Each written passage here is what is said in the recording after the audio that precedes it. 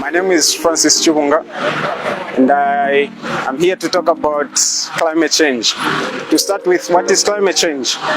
Climate change is what we experience when we have a season that comes in a season that is not supposed to come.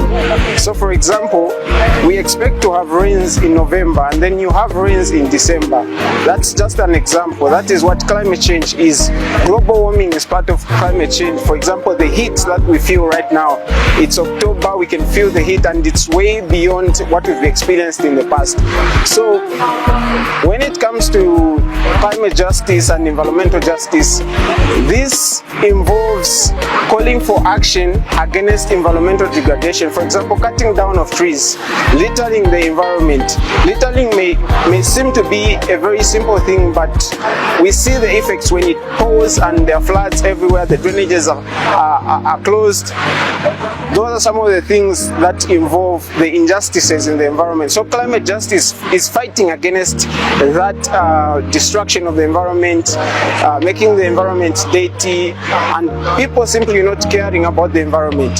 Climate justice also involves calling for accountability from the companies that manufacture these plastics, calling for accountability from these companies that dig up mines and they just leave them there. Recently we've had issues of water being polluted, and we haven't seen much action from the organizations that are supposed to fight for environmental justice. So going forward, I would call upon the youth first to fight for environmental justice. Next is I call upon the organizations, for example ZEMA, that are supposed to fight for environmental justice. If they don't come forward, these people, these miners will continue to degrade the environment, to pollute the environment. If water is polluted, water is a basic need. So if it's polluted, the lives suffer of the people. And these are some of the things that we're supposed to fight for.